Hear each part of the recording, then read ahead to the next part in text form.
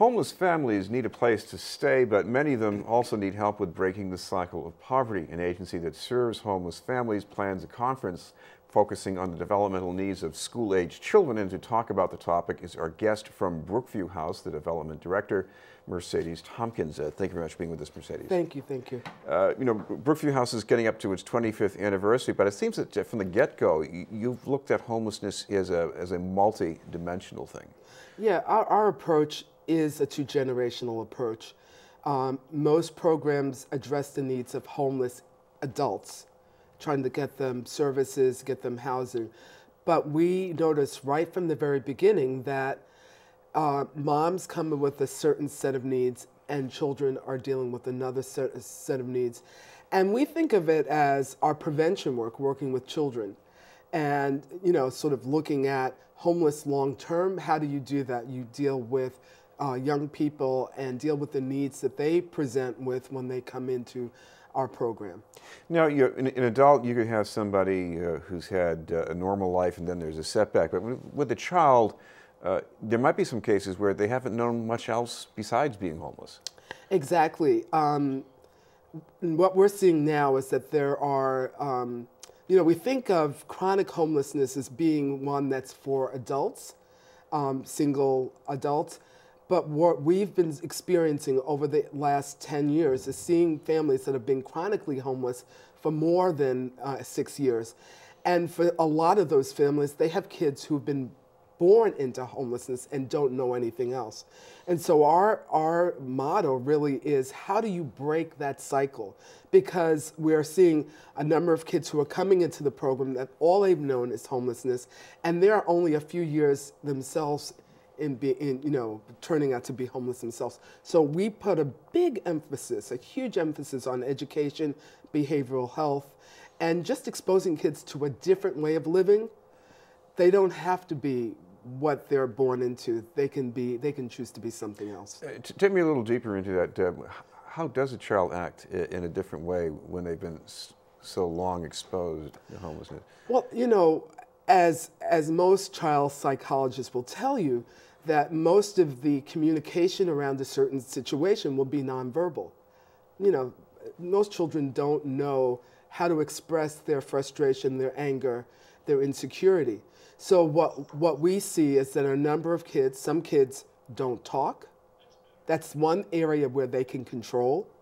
They're speaking, eating. I mean, there are all different ways that homelessness manifests itself with young people. And so without addressing it head on, then you're more than likely to continue or exacerbate the issue. Because the other thing that most of us took for granted growing up is that, you know, when you have a home, you have a neighborhood, you play with the kids in the neighborhood, you have kids you know at school, and you don't call them this when you're 6 years old, but these are all relationships you have. Yeah, and I think that's the thing that makes our program quite unique. We have a building that has 6 units, 6 2- or 3-bedroom apartments. Those are fully furnished with kitchen and also bathrooms. So you're not sharing your living space. It gives the families a time to sort of stabilize and figure out, well, one, what's happened, how we get here, how do we get out of this crisis? And with our staff, we help the adults come up with a plan for moving forward. But it stabilizes the family and creates an environment where they can build their own home norms. And these units are in a building where they're a part of a community. And they partake in that community. We have groups at night for families. We have family fun nights where the families come together and they have, you know, different activities they might do. We do field trips together. So you're building a community.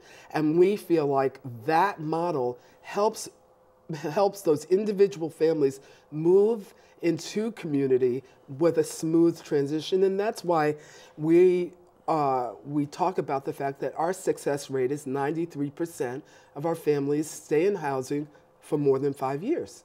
Why is that feeling of community important? Because I imagine, you know, homeless people, they are like other people. They have relatives. They might have friends, but what's the missing link exactly? Well, if you've been homeless for 5 or 6 years plus, you've probably slept on a couch of one of your relatives or your friends. They've seen you go in and out of crisis, and you've basically burnt out all of your support system. And what your main focus is at that point is getting some stabilized housing. What we try to help families look at is, how do you maintain and keep that permanent housing? Yes, housing's important, but how do you keep it? And how do you deal with some of the issues that may have come up over, or that habits that you might have developed over the 6+ years that you've been homeless? Right. In this conference coming up on child development, what do you hope to result from that? Well, like with all of our conferences, it's an opportunity for professionals, policymakers, and practitioners to come together and talk about what they've seen.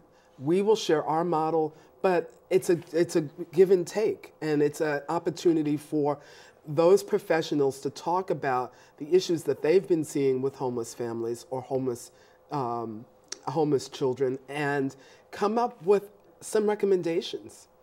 So we've always talked about, how do we affect policy? How do we affect service? How do we get the voice of homeless families involved in creating that, sort of directing that policy? A few years ago, our conference was focused on the 2 silos, homelessness and domestic violence. We see that a number of our families experience domestic violence, but do those 2 agencies, state agencies, talk to each other about how do we coordinate those services, or do they keep them separate? Okay. So if people want to find out more information about either the conference, the 25th anniversary, I guess you've got a website they can check out? Oh, yes. It's www.brookviewhouse.org. Thank you very much for being with us. Thank you. From Brookview House, Mercedes Tompkins. Thank you very much.